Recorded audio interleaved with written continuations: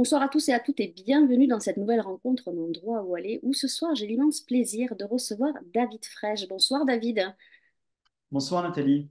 Alors je vous reçois ce soir pour votre premier roman, le voilà, il s'appelle Un jour il n'y aura plus de père. Il est sorti le 21 août pour cette rentrée littéraire aux éditions du Rocher. Je vais rappeler à nos amis spectateurs qui peuvent vous poser des questions par l'intermédiaire soit du chat ici, soit sous la vidéo sur la page Facebook.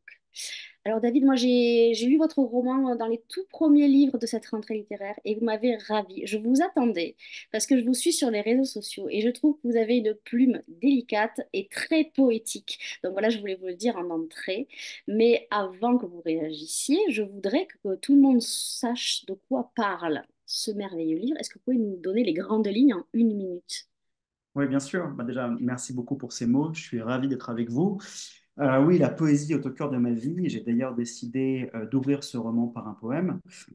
Mais pour vous en parler en quelques mots, donc Adam Fier, qui est le personnage principal de ce roman, au moment où s'ouvre l'histoire, il traverse une crise existentielle et il décide à ce moment-là, sûrement pour essayer de recoller les morceaux, de partir enquêter sur la mort de son grand-père, qui a été assassiné au tout début de ce qu'on appelait les événements en Algérie.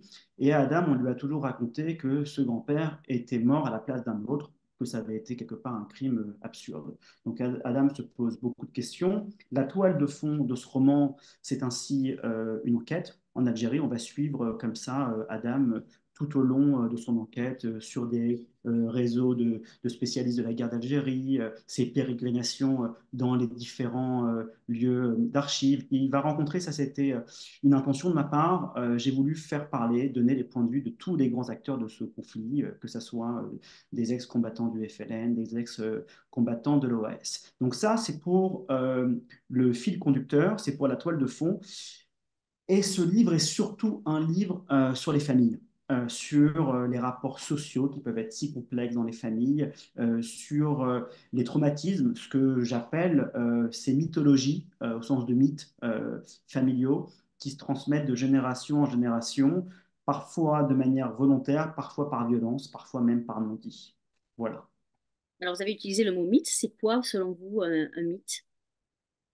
Ben, un mythe, au sens où je l'emploie dans mon livre, tout part pour moi de la narration. Je pense que la particularité de notre espèce, c'est principalement notre évolution cognitive. Nous sommes des êtres à histoire, nous sommes des êtres, des conteurs, nous aimons nous raconter des histoires, et je pense que les mythes, c'est la cristallisation d'une histoire. Donc c'est une histoire qui est un peu comme un totem, qui va avoir une place centrale à la fois pour les vies présentes et pour les générations futures.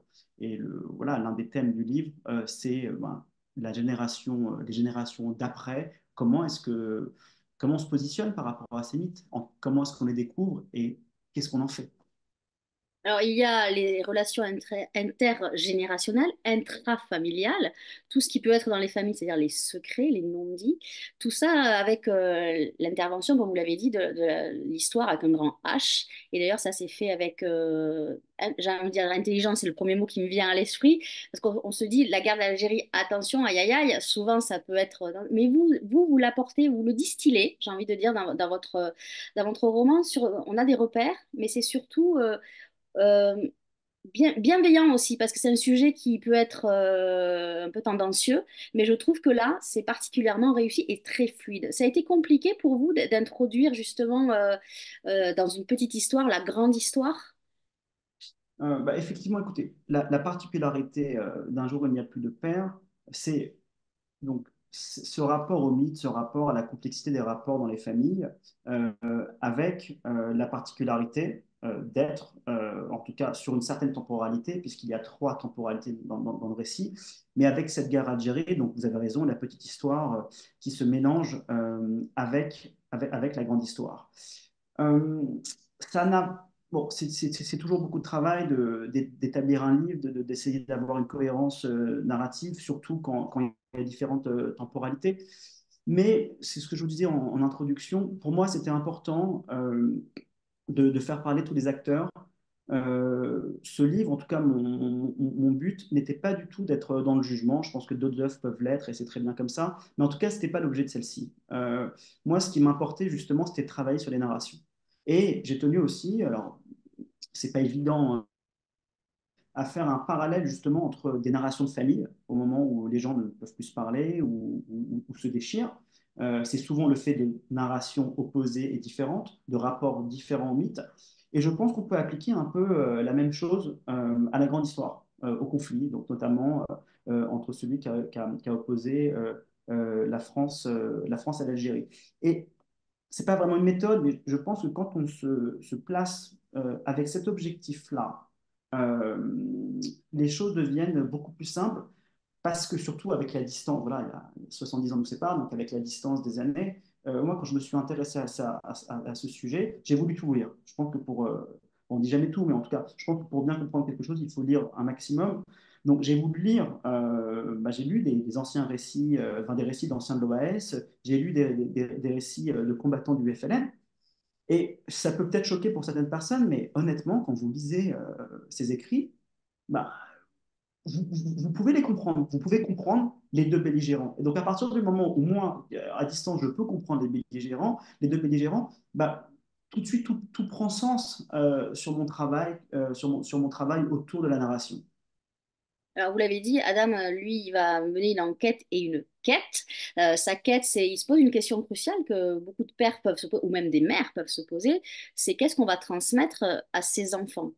Et il va aussi découvrir bah, que son grand-père, en fait, a été assassiné, j'ai envie de dire, par erreur, mais le mot n'est pas exact. Il va aussi mener une enquête. En quoi c'était important déjà de prendre ce biais-là dans votre livre, de sauter une génération, c'est-à-dire, c'est pas son père, parce que dans le titre, il y a père, mais là, vous parlez de votre grand-père, donc on saute une génération. Pourquoi vous avez pris ce biais-là? Alors, à brûle pour point, l'enquête, j'aime ça. Oui, je veux dire, j'aime ce style-là, j'aime ce genre de narration. Je trouve que ça donne beaucoup de souffle. Je trouve qu'il y a quelque chose de très excitant dans l'enquête. Je ne vais pas trahir un secret en vous disant que Adam Fier est un peu mon double littéraire. C'est une enquête que j'ai menée. En ce qui concerne le passage de génération, bah, on se passe du point de vue ultra contemporain d'un homme qui vit aujourd'hui, qui a une quarantaine d'années, qui a des rapports, sans parler trop, qui a des rapports qui sont pas oui, conflictuels, mais qui sont complexes avec son père. Et en fait, Adam, il a envie de comprendre son père. Il a envie de comprendre pourquoi est-ce que son père est comme ça, pourquoi est-ce que dans sa famille, il y a une telle forme de violence, hein, une forme de violence verbale, des gens extrêmement fiers, d'ailleurs, ils s'appellent des fiers, qui ne se parlent plus pour un oui ou pour un non. Et il a l'intuition, Adam Fier, que la réponse, elle n'est pas chez son père, ou en tout cas, elle n'est pas dans les 10, 20, 30 dernières années, mais qu'elle est avant. Son intuition, en fait, c'est que la balle qui a tué son grand-père, elle a poursuivi sa course jusqu'au temps présent et que quelque part, c'est à lui de l'arrêter et d'arrêter les conséquences de cette balle. Alors, il est ambivalent, Adam, parce qu'en fait, oui, il pense qu'il y a un problème avec son père, mais vous dites, d'ailleurs, je vais vous citer, mon père est alors sans conteste le personnage principal de ma vie. Donc, pour lui, son père, c'est tout quand même. Oui, oui, son père est très important pour lui, il le décrit, c'est un homme plus grand que la vie. Et pourtant, il est aussi conscient des défauts qu'a son père, mais si vous voulez, des défauts comme son père un rapport radical à la vie. Il a, oui, une forme de violence dans les mots et il a des réactions parfois qui pourraient causer des pertes sociales assez conséquentes. Voilà. Pour beaucoup d'autres personnes, à un moment donné, ben, avec le même comportement, si Adam était la copie, quelque part, si Adam était la copie collée de son père, il ne se Oui. parlerait plus, je pense. Mais Adam a, il aime la nuance de son père, c'est que d'un côté, il le trouve fantastique de créativité, d'amour. Il sait très bien aussi que son père l'aime, mais d'un autre côté, il souffre peut-être d'un manque de reconnaissance, d'une violence. Il aimerait pouvoir lui dire plus de choses. Peut-être aussi que ça vient ça vient de son fait.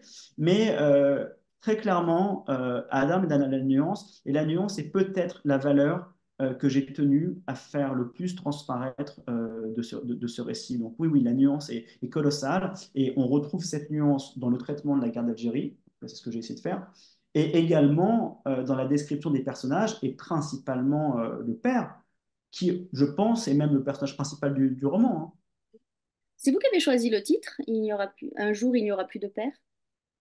Oui, oui, je l'ai choisi et c'était même quelque chose sur lequel je n'aurais pas transigé. Alors, tout s'est magnifiquement passé avec mon éditrice. Je On vais était en remontrer train. à l'écran, je vais partager à l'écran qu'on voit mieux le sublime dessin de la couverture et le titre. Voilà. Donc c'est oui, oui, donc c'est pardon, excusez-moi, je vous ai coupé. Oui, oui. Donc, ce que je vous disais, c'est que c'était un point fondamental pour moi, ce titre. Je sais qu'il y a une tendance à avoir des titres un peu plus courts, parfois juste un mot. Mais je voulais absolument ce titre. Je ne l'avais pas avant de commencer le livre. Je l'ai eu même sur la fin ou après l'avoir écrit. Donc, je recherchais un titre et un jour, donc, comme vous l'avez noté tout à l'heure, je suis passionné de poésie, oui, j'en lis assez, et je lisais une biographie de René Char. Et sur sa proximité avec Éloi, à un moment donné, je tombe sur ces vers que je ne connaissais absolument pas. Et donc, ce titre est extrait de ces vers. Ils ont été volés à Paul-Éluard et ils ont été publiés la première fois dans un recueil collectif de surréalistes. Vous pensez qu'un jour il n'y aura plus de père? Euh, je ne l'espère pas. Alors, on m'a posé beaucoup de questions sur ce titre, et je pense aussi que le fait qu'il y ait père a forcément attiré mon regard et ça a résonné particulièrement. Mais pour tout vous dire sur le choix de ce titre, c'est qu'en fait, vous voyez, par rapport à la mythologie dont on parlait tout à l'heure, par rapport à une narration forte qui peut empêcher les générations suivantes, je pense que nous, quand je dis nous, c'est les générations suivantes, les enfants des parents, les enfants des enfants. Il n'y a pas mille solutions en fait. Je pense que même il n'y en a que trois.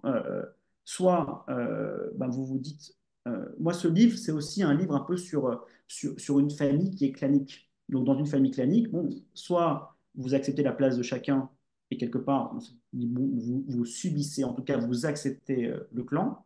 C'est une manière. Donc vous faites vivre et transmettre le mythe, tous les mythes.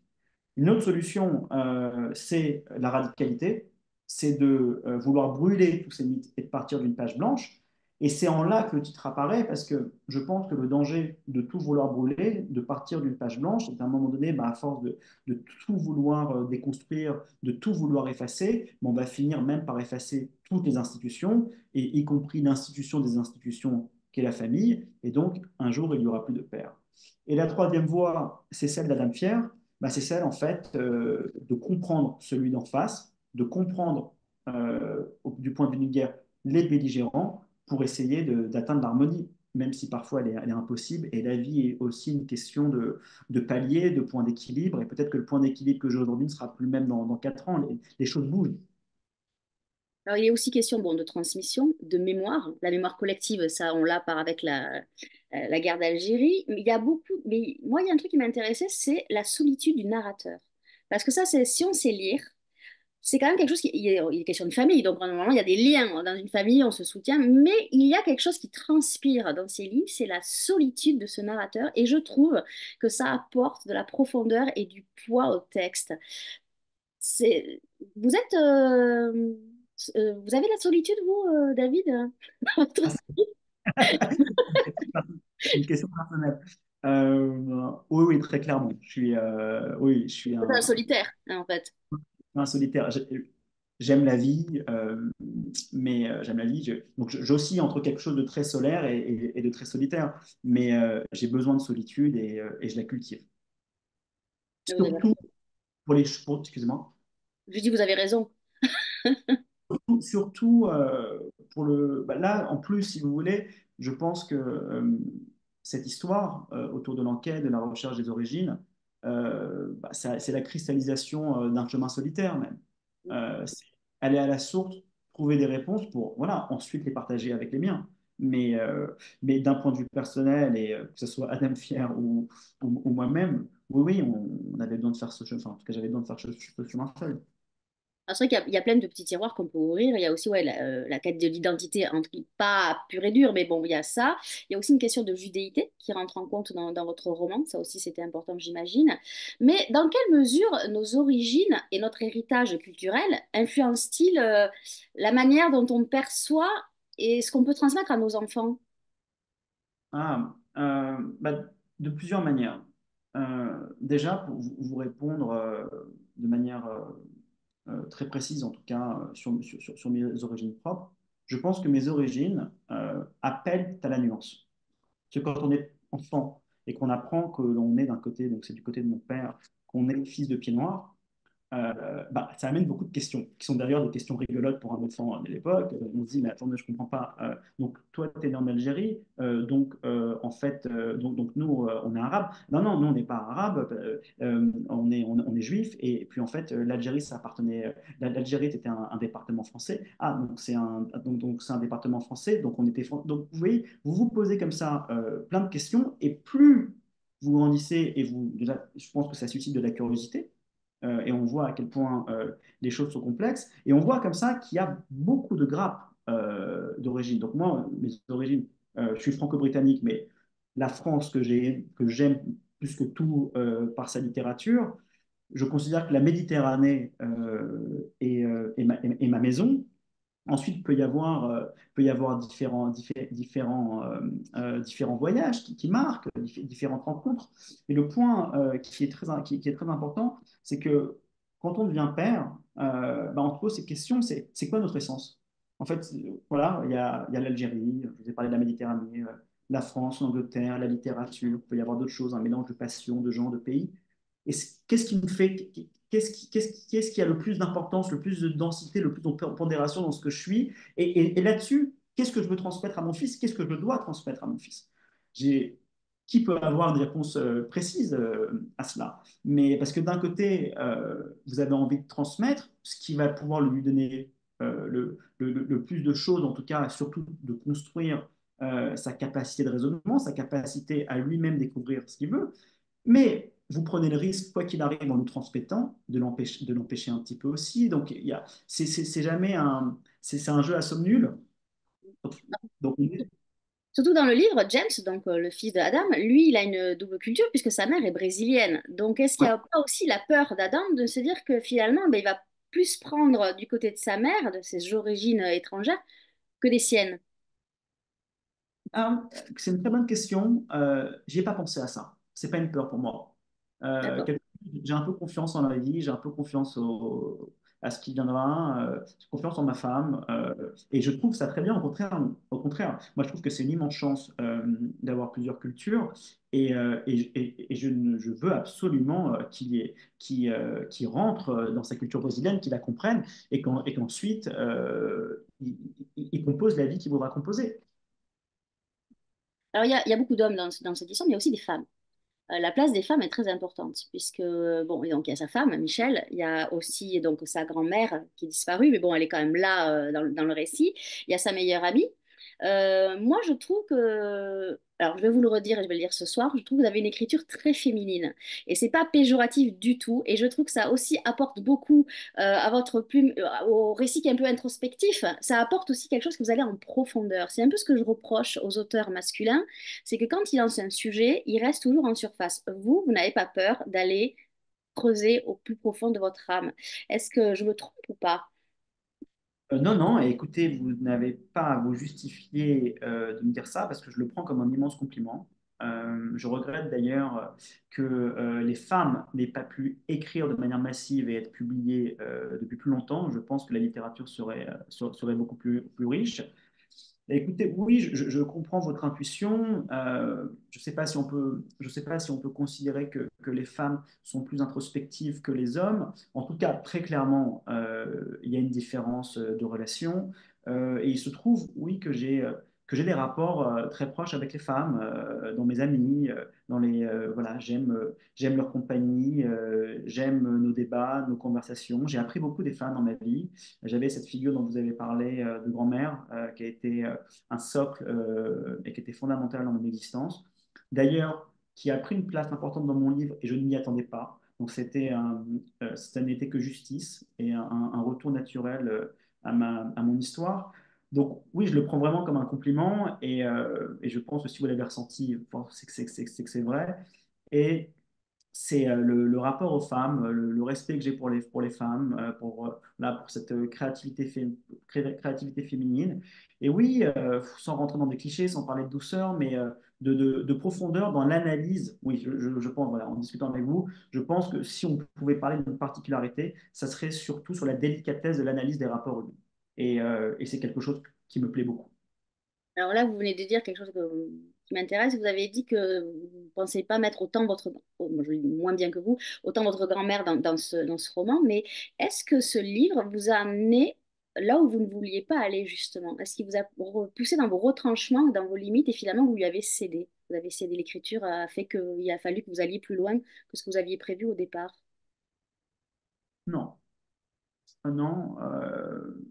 Ce, j'ai commencé ce travail avec une volonté toute simple, euh, qui n'était pas facile en pratique, mais j'ai tenu à être, avec ce livre-là, à être le plus sincère possible. Le plus sincère dans la peinture des relations, le plus sincère. Donc, j'ai pas voulu, si vous voulez, mettre des émotions que je ne ressentais pas. Alors, bien sûr, il y a parfois des personnages qui sont inventés, mais sur les personnages que j'ai voulu transcrire, que je connaissais, j'ai voulu ressentir tout. Euh, j'ai eu quelques surprises. Euh, j'ai- il y a eu des choses que je ne pouvais pas prévoir. Les voyages que j'ai fait en Algérie, je ne pouvais pas le deviner. Donc, c'est une partie qui dépendait totalement de ce qui s'est passé. Ce n'était pas des souvenirs.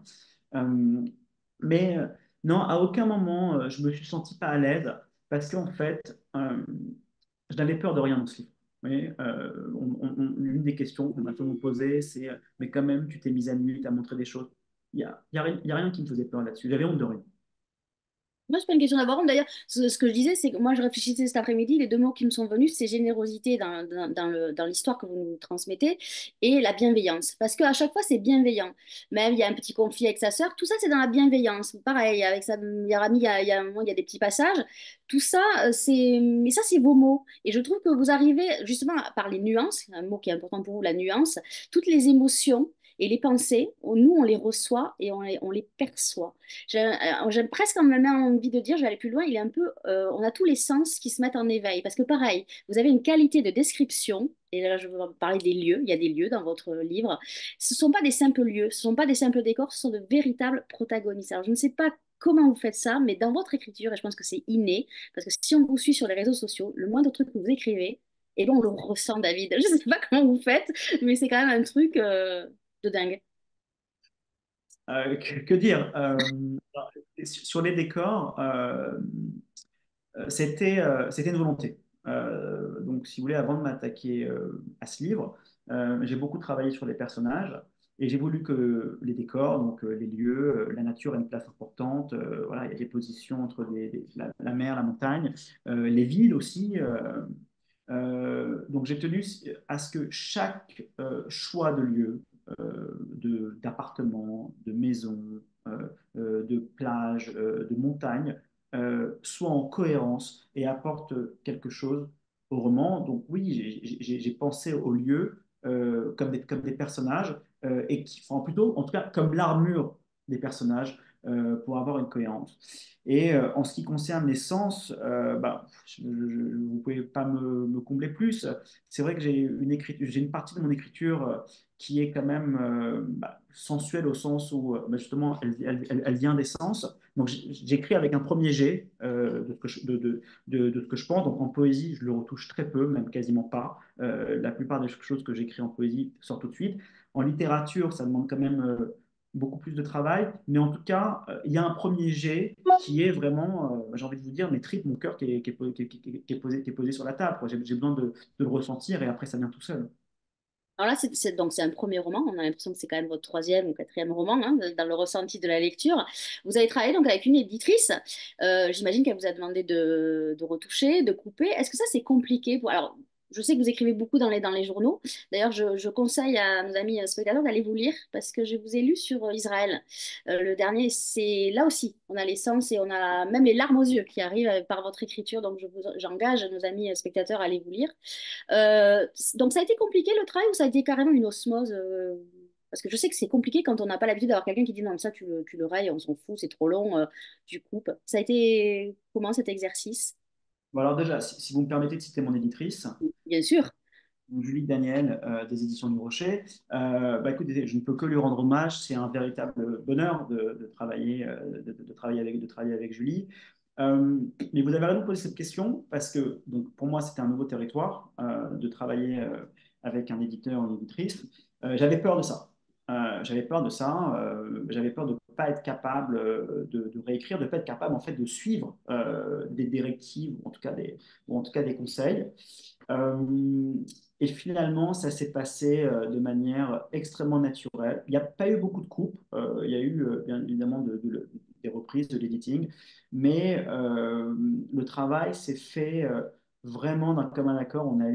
On était en phase à chaque fois. Et j'ai trouvé que non seulement c'était agréable, et puis ça a été beaucoup plus rapide que ce que je pensais. Vous Donc, avez mis combien de temps pour l'écrire d'ailleurs, ce roman? très vite. Il y a eu une longue gestation. Il y a eu beaucoup de recherches, beaucoup de lectures en amont. Mais à partir du moment, alors, si vous voulez, pour fréquenter pas mal d'écrivains, je pense qu'il y a autant de méthodes que d'écrivains. Moi, quand je commence à écrire, j'ai besoin de faire que ça. D'être, voilà, je vis, je mange mon écriture. Si vous me voyez pendant le moment où j'écris, je suis quasiment incapable d'avoir une discussion normale parce que tout me rappelle à mon livre. Et à chaque fois que j'ai une idée, je veux la noter. Donc, je ne peux pas le faire sur un temps trop long non plus. Euh, mais en fait, mais par contre, je travaille beaucoup en amont et je ne mets pas ma table. Alors après, on peut y avoir des surprises. On a parlé de la grand-mère tout à l'heure, mais je ne me mets pas à ma table de travail pour écrire le premier mot tant que les personnages ne sont pas entièrement définis avec leur palette d'émotions, l'intégralité de mon plan, que je sais où je veux aller chapitre par chapitre. Alors après, bien sûr, certains chapitres sont plus courts, d'autres parfois ça fait l'objet de deux chapitres au lieu d'un. Mais en tout cas, je sais exactement où je veux aller. Et à partir du moment où ça s'est fait, je vais très vite. Donc le livre, ça a été moins de 2 mois, peut-être même 6 semaines, pour avoir voilà, un premier jet présentable à un éditeur. J'ai dû le retravailler pendant un mois ou deux à tête reposée. Et ensuite voilà, je l'ai présenté, je l'ai présenté aux éditeurs. Ça a été compliqué de le. Alors, je sais qu'il y a certains auteurs, dès que leur livre sort, c'est comme, comme leur enfant, c'est-à-dire qu'ils ont du mal à le lâcher. Est-ce que vous l'avez lâché facilement? Qu'est-ce que ça vous a fait de voir votre livre dans une librairie? Parce que ça, c'est quand même, ça symbolise quelque chose de très important de voir son livre, dans une librairie. Oui, écoutez, c'est très excitant. Il y a vraiment surtout un premier livre, c'est quelque chose que je voulais depuis longtemps. Il y a puis un livre, c'est présent, c'est là, vous voyez. Donc il y a une vraie satisfaction personnelle, c'est très excitant. En plus, il y a beaucoup de bienveillance autour des premiers romans. Donc je ressens pas de stress, je ressens que des choses positives. Le moment bizarre que j'ai vécu, ça a été le mois ou les 2 mois précédant la sortie. Je sentais que quelque chose venait, je sentais que quelque chose tombait aussi, que j'allais lâcher quelque chose.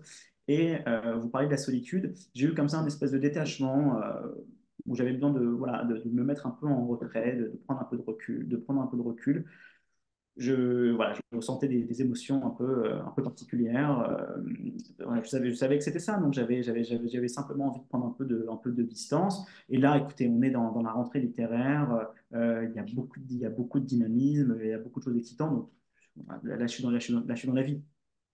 Alors, c'est vrai qu'il y a beaucoup de livres sur les pères dans cette rentrée, mais j'ai envie de dire que vous êtes dans le haut du top du panier, en fait, sur le sujet. Et c'est marrant, il y a des années comme ça où soit c'est les mères, soit c'est la maladie, soit c'est. Là, c'est les pères, il y en a beaucoup. Mais pour un premier roman, je trouve que ce que je dis à certains auteurs, attention, les primo-romanciers, ne les prenez pas de haut parce que bientôt, ils vont bientôt vous remplacer. Je trouve que la qualité littéraire, d'année en année, le niveau grimpe et vous, je trouve que vraiment, c'est pas pour vous faire plaisir, hein, c'est vraiment, je le pense, je trouve que là, le niveau, le poids littéraire, moi j'appelle ça le poids littéraire, mais je trouve que là, quand même, il est assez élevé. Surtout sur des sujets.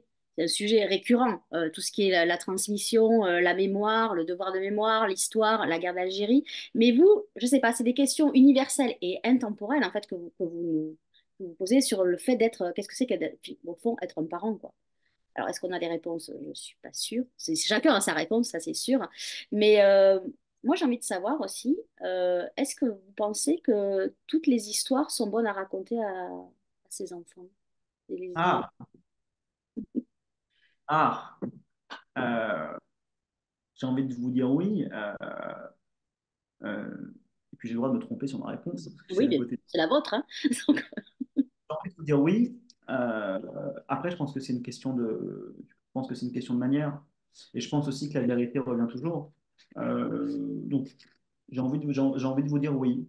Mais bon, après, ça va mettre d'autres questions. Qu'est-ce que la vraie histoire aussi? mm, tout à fait. Mais vous avez une très bonne question à la page 314, je l'ai notée.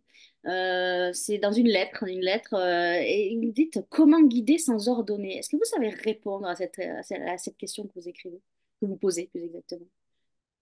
Comment guider sans ordonner? Oui, c'est donc la lettre que le narrateur écrit à son fils, donc une lettre que ce petit garçon n'ira pas avant quelques années. Et comment guider sans ordonner? Ben, je pense que c'est l'une des clés, en fait, d'arriver à faire ça. Donc, j'ai envie d'arriver à faire ça.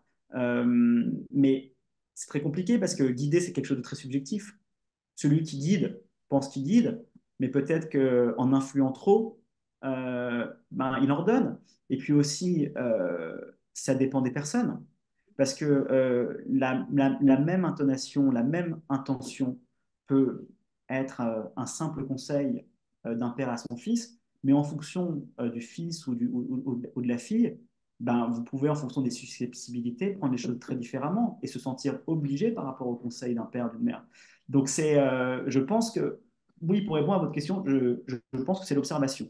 Euh, mais franchement, je suis loin d'être certain de pouvoir en être capable et je pense que tous les pères et les mères que nous sommes, voilà, on va faire beaucoup d'erreurs et c'est tant mieux aussi quelque part. Mais je pense que moi, en tout cas, le rapport que j'ai à mon fils, j'essaie de l'observer, de comprendre l'enfant qu'il est. Euh, voilà. Et je pense aussi qu'il y a beaucoup de choses qui se jouent à la petite enfance. Euh, et donc, ne serait-ce que pour lui rappeler l'enfant qu'il était aussi. Parce que moi, j'ai oublié pendant des années l'enfant que j'étais. Et il y a des Ah choses bon? qui me sont... Ah Ah ouais, oui, ah oui. d'accord. Mais je pense qu'on oublie tous, hein. Oui, vous avez oui, sans doute raison. Oui, ça c'est sûr là, ça m'étonne, mais en fait non. Si j'y réfléchis, ça m'étonnera moins. C'est sûr. Mais est-ce que c'était aussi une volonté de laisser une trace, ce livre? Un témoignage, je sais pas comment, trace, c'est pas très beau. Un témoignage, je sais pas comment on peut dire. Oui, très simplement, oui. Écoutez, déjà, le fait d'écrire, vous posez quelque chose qui reste. Un livre que vous le vouliez ou non, un livre reste. Euh, J'en suis fier de ce que je dis, de ce qu'est un homme, de la famille. Et je suis heureux aussi que ce livre existe pour ma famille et pour mon fils. Donc oui, très clairement, j'ai tenu à le poser et je suis heureux qu'il puisse l'avoir un jour entre les mains Vous avec pensez cette... qu'il va le lire à quel âge, ce livre? Vous savez, on est bien heureux si nos enfants nous lisent. Je pense il y a pas là. Je pense que s'il le lit avant 10 ans, il passera quand même à côté de pas mal de Oui, choses. Ça serait clair. bien ça serait bien qu'il le lise à 14 ans, qu'il le relise à 20 ans, à 30 ans, et qu'il sera père. Est-ce que vous avez prévu de lui dédicacer un exemplaire que vous lui donnerez au moment voulu ou vous lui avez déjà donné le livre? C'est déjà fait. Et votre famille, elle l'a lu? Oui, j'imagine qu'elle l'a lu. Elle a eu des réactions comment par rapport à ce que vous racontez dans ce livre? Ceux qui l'ont lu ont plutôt eu des bonnes réactions. Bah, je pense qu'ils ont ressenti ce que vous avez perçu. Enfin, c'est pas un livre qui est dans le règlement de compte du tout. Ah non.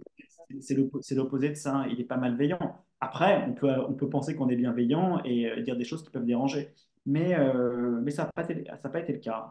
Écoutez, bon, le principal concerné, c'était mon père, parce qu'il a quand même une place importante dans ma vie, importante dans le livre. Et écoutez, c'est quelqu'un qui est artiste, qui est créatif, qui respecte le travail. Donc je pense qu'il a vu tout ça. Et, et il n'a pas été. Non, non, je pense que ça l'a plus touché et ça ne l'a pas blessé. Au contraire. Alors, il y a des références littéraires dans votre livre. Quelle place occupe la littérature? Alors, on va rappeler, parce que je pense que, je ne sais pas si tout le monde le sait, vous avez créé un prix littéraire qui s'appelle le prix Méduse. C'est 2022, c'est ça, la création? Ou 21? Je ne sais Alors, plus, c'est 22, hein? ouais, c'était la troisième édition, donc 2022, oui. Ouais, 22. Donc, quelle place a la littérature dans votre vie? Centrale. C'est pas envie de vous dire que c'est toute ma vie, mais c'est une place centrale. Ça m'occupe déjà, c'est quotidien. Euh, la réflexion est quotidienne, la lecture également. Je pense que c'est la littérature qui m'a en grande partie construit. Euh, c'est la littérature qui me fait aimer des choses. J'aime la France par sa littérature. Euh, donc oui, c'est une place fondamentale pour moi, même si je suis venu au roman relativement tard et que D'accord. la plupart des choses que je lis sont des romans. Alors, évidemment, il y a Camus comme référence, comment ne pas avoir Camus. Mais il y a surtout les deux autres titres, finalement, j'ai l'impression qu'ils sont un peu miroirs de Adam. Il y a Martin Eden de Jack London. Donc, si ceux qui connaissent l'histoire, on peut se dire que n'est pas anodin, cette référence des balades d'Odine. Et il y a aussi les grandes familles. Alors, ça, c'est peut-être pour le clin d'œil, je ne sais pas, de Maurice Druon. Je ne sais pas si ça se lit encore, les grandes familles. Bon, là, on vient de voir que Fortune de France ressortait en série et en livre. Mais pour ceux qui n'ont pas lu les grandes familles, je vous suggère parce que c'est vraiment ce genre de saga familiale. Donc, est-ce que ces deux titres, on est d'accord qu'il y a un peu de miroir quelque part avec la vie d'Adam, non? Alors, Martin Eden, très clairement, livre socle, au même titre que Camus, au même titre que le premier homme de Camus.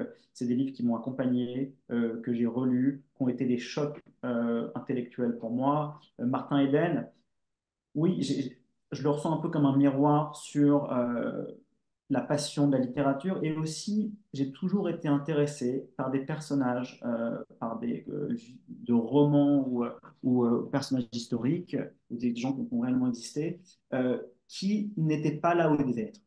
Oui, qui se sont construits à la force de leur poignet. C'est l'expression du père d'Alain Pierre dans le livre, donc qui ont fait leur chemin, mais si vous voulez, sans avoir un chemin rectiligne. Donc Martin Eden, qui vient d'un milieu extrêmement pauvre et qui veut être écrivain, et on voit comme ça toutes ces pérégrinations pour toucher ce Graal.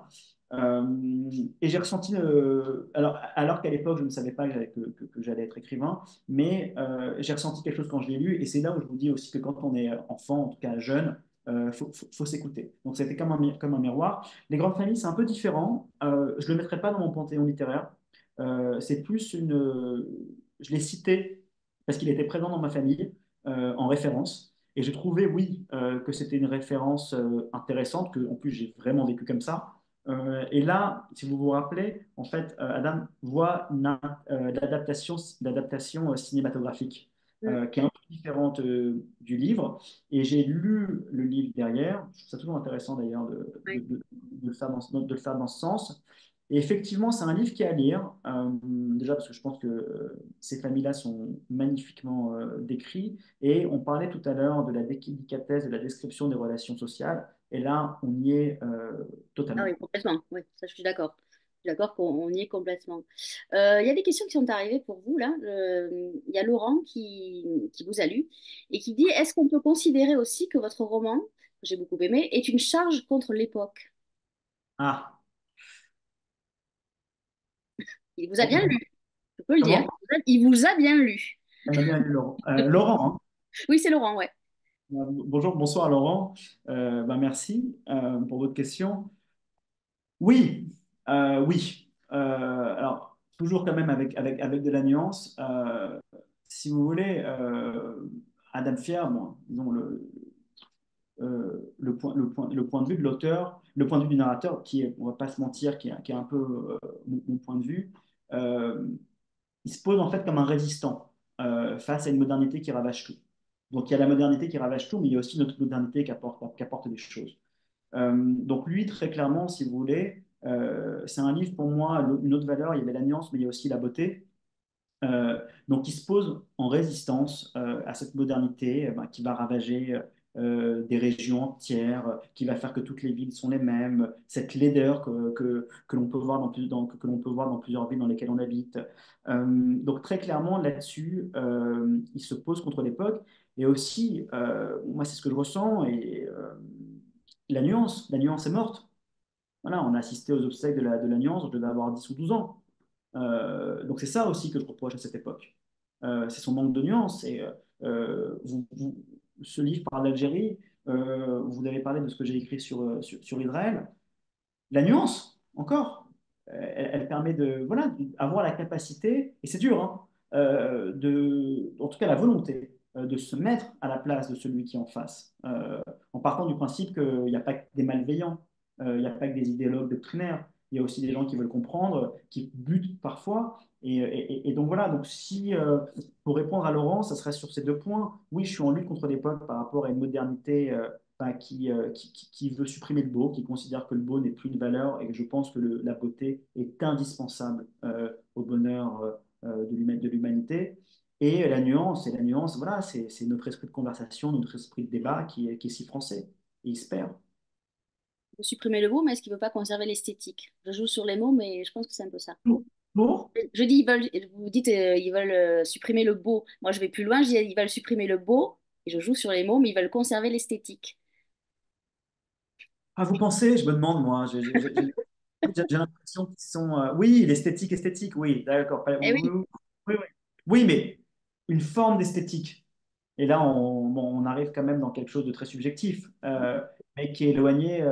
Moi, c'est ce que, voilà, on parlait de poésie, ce qu'on appelle la beauté des choses, qui est dans le magnifique poème d'Aragon, La Fiche rouge. Voilà, je parle, la beauté des choses. On parlait de sens tout à l'heure. Et c'est ce qu'on ressent quand on voit, c'est ce qu'on ressent quand on voit un magnifique coucher de soleil, un vieil immeuble. Il y a, il y a beaucoup de choses qui sont du niveau d'essence. alors Aurélie, elle demande pourquoi vous avoir choisi d'entrer en littérature par l'autofiction alors que vous adorez la poésie. Est-ce qu'un jour on vous verra en poésie? Bah oui, j'espère. Ah, euh, écoutez, c'est une très très bonne question. Merci Aurélie et bonsoir. Euh, J'avais pas forcément prévu, quand je voulais écrire sur ce sujet, je pensais même au début, donc je parle de ça peut-être un an avant l'écriture, quand c'était en gestation, le traiter sous forme, j'ai envie de dire purement romanesque, même si l'autofiction est romanesque, mais en tout cas pas, pas en mettant en scène un narrateur qui soit un peu un double.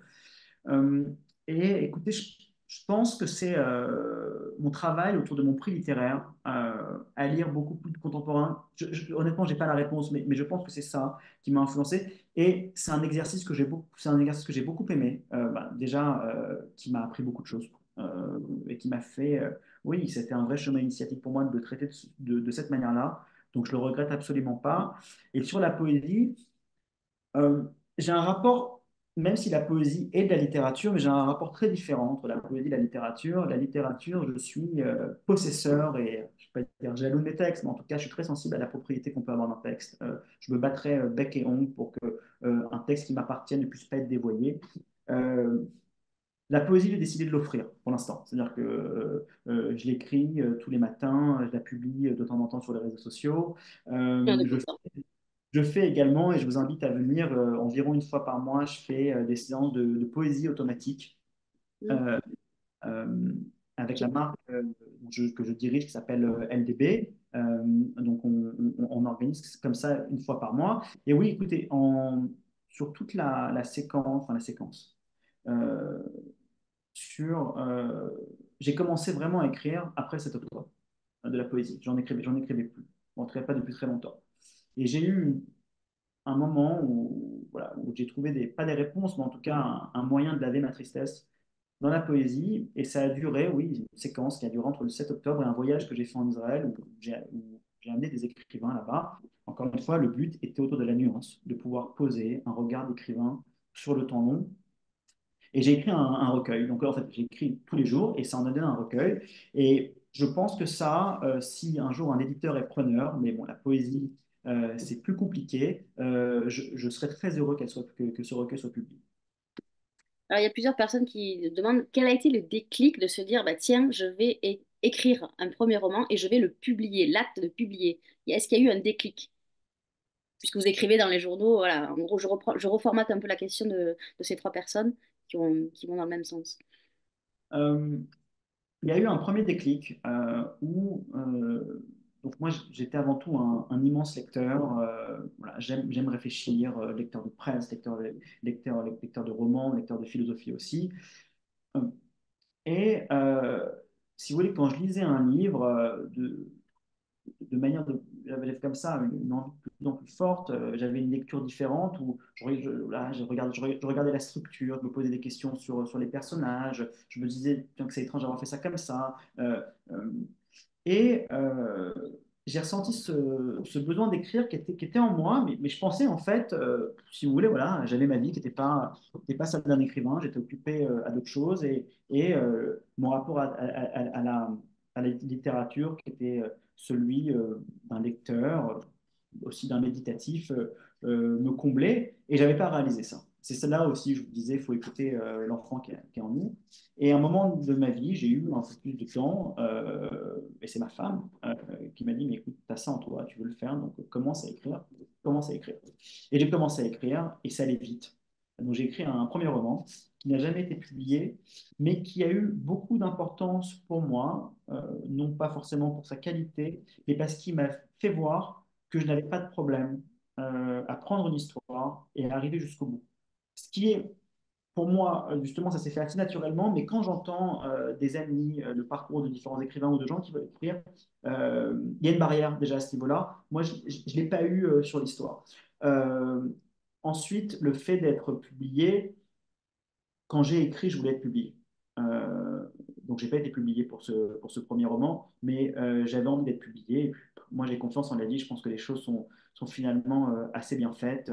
Et il fallait que je rentre en littérature avec un jour il n'y a plus de père. Enfin, c'est ce que je pense.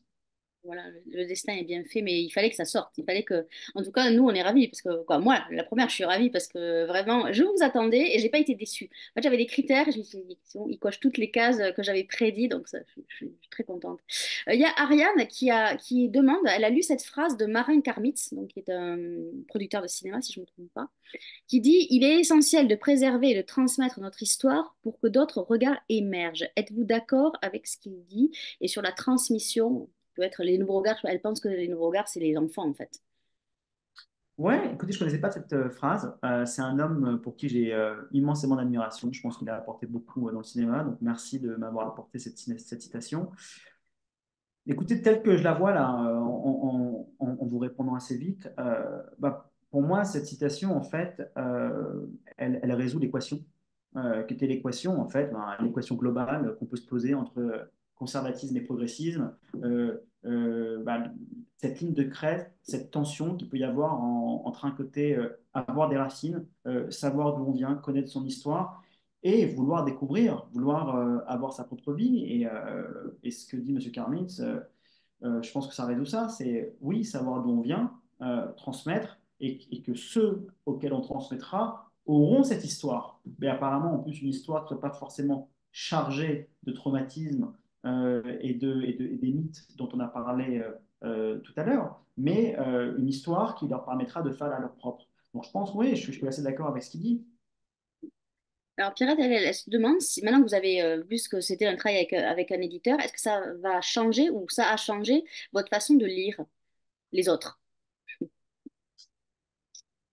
Non, non, non. Mon prix m'a changé. Mon prix m'a changé ma manière, enfin d'ailleurs notre prix, parce qu'on est beaucoup de membres du jury et c'est les membres du jury qui ont fait ce prix. Le prix m'a changé ma manière de lire et je pense aussi ma manière de travailler. D'ailleurs, j'ai écrit ce livre après avoir commencé à lire pour le prix.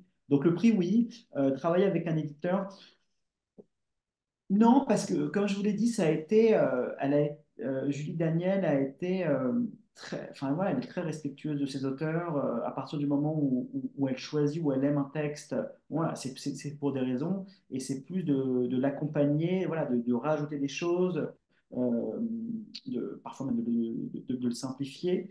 Donc non, je pense pas que ça m'a, enfin non, je vois pas, à ma connaissance, ça n'influencera pas ce que j'écrirai par la suite. comme on parle de prix, je crois que ce roman a été sélectionné pour le prix Le Temps de trouver. Donc vous êtes dans la première sélection, c'est ça, hein, je suis bien renseignée, David? Oui, ça vient de tomber. Donc félicitations déjà.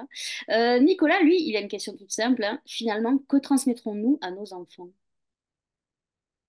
Ah, bah finalement, ça dépend de chacun. Euh, Finalement, ça dépend de chacun. Si la question est qu'est-ce qu'on doit transmettre, je me garderai bien de donner des conseils. Parce que la nature humaine, et voilà, nous sommes si différents tous. Mais la seule chose que je pourrais dire, c'est observer. Moi je suis de ceux qui pensent que les racines sont importantes. Moi, je pense que l'homme a besoin de racines, on a besoin de savoir d'où vient. Je pense qu'il est important de pouvoir transmettre à ses enfants une narration généalogique, voilà, qu'ils puissent comprendre d'où ils viennent. Moi, pour moi, c'est important que mon fils sache les ancrages que j'ai, ce que j'aime, ce que je n'aime pas, sans pourtant le forcer à aimer la même chose. Et après, oui, c'est d'observation pour sentir un peu les enfants, les petites filles, les petits garçons qui sont et les accompagner. Voilà, j'ai pas d'autres conseils. À Nicolas, hein. Oui, ouais, c'est ça, tout à fait. Alors moi, je vais rajouter j'ai une autre question là qui vient, que j'ai oublié de vous poser. Dans le cheminement de Adam, il va faire des recherches, donc il va mener son enquête sur son grand-père et il est amené à aller aux archives militaires.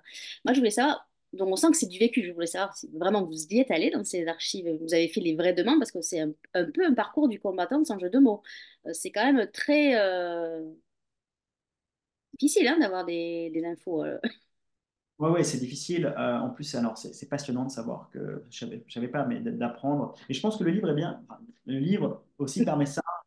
Voilà, on apprend des choses sur l'Algérie et des choses qui sont aussi extrêmement pragmatiques, telles que, bah, voilà, moi, si vous voulez, j'ai pas de compétences particulières. Je suis pas un historien. Donc, quand je me plonge là-dessus, j'ai mon petit stylo, un papier et un ordinateur et je sais pas, et je ne sais pas où commencer. Euh, donc voilà, donc déjà j'apprends l'histoire. Parce que l'histoire des archives, c'est une histoire à part entière.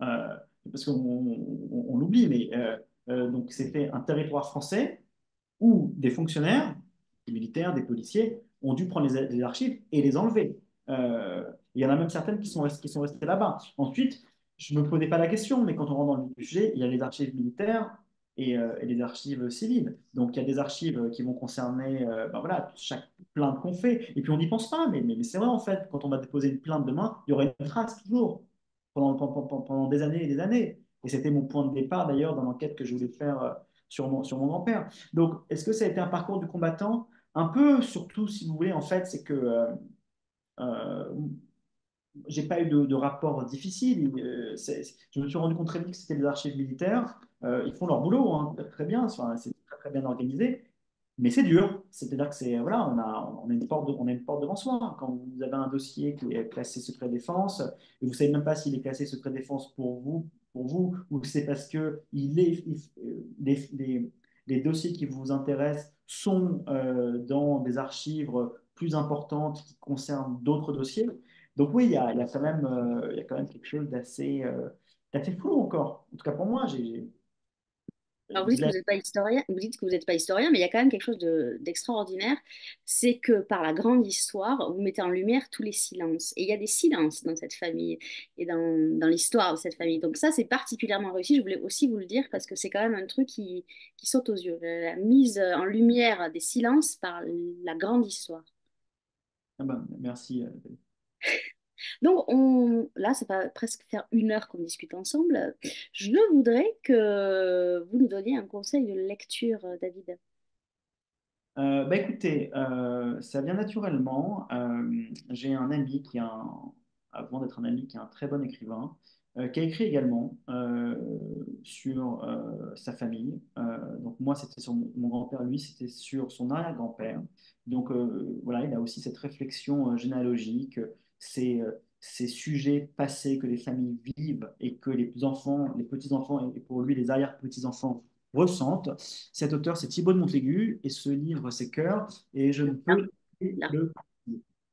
Il est sorti chez Albin Michel. On avait reçu Thibaut de Montaigu sur son précédent livre, sur son oncle qui était, voilà, La Grâce. Voilà, donc il est là, donc on peut mettre les deux. Si vous allez en librairie. Donc moi, mon conseil de lecture, c'est celui-là, hein, quand même, allez-y.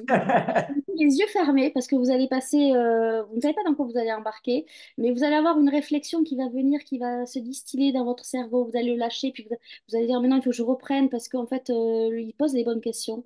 Donc c'est des questions universelles et intemporelles. Tout ce que c'est que le fait d'être un parent, de ce qu'on va transmettre à nos enfants. Donc allez, moi je vais le dire, c'est brillant. J'ai le droit de le dire moi, hein. Vous, David, vous n'avez pas le droit de le dire, mais moi j'ai le droit de le dire. Donc voilà, donc allez en librairie. Il est sur toutes les tables de librairie avec ce sublime dessin. Voilà, un jour, il n'y aura plus de père, c'est paru aux éditions du Rocher. Nous, avant de vous donner le mot de la fin, David, nous, on se retrouvera mardi prochain à 19 heures. On vous propose un nouveau rendez-vous avec le CNL et la Fédération des éditeurs indépendants pour les mardis de l'édition indépendante. Donc, David, je vous laisse la lourde tâche de conclure cette émission. Enfin, Ah, lourde tâche, non, mais je vous laisse la conclusion. Je vous passe la et main. Oui. déjà, merci, merci à tous les participants. Merci à vous, Nathalie, de m'avoir invité. Et voilà, surtout, vous me comblez avec tous ces mots. Si je devais conclure, pour moi, voilà, le sujet le plus important reste cette nuance, surtout dans les temps que nous vivons tous. Donc, j'ai pas envie de parler avec gravité, parce que je pense que justement, ce livre a quelque chose de lumineux en dépit de la tragédie à la fois historique et familiale. Mais mon point principal est la nuance, donc j'aimerais vous laisser sur ce mot. Ben, je vous remercie beaucoup. Donc, belle vie. Donc, à un jour, il n'y aura plus de père. Je vous souhaite une bonne continuation.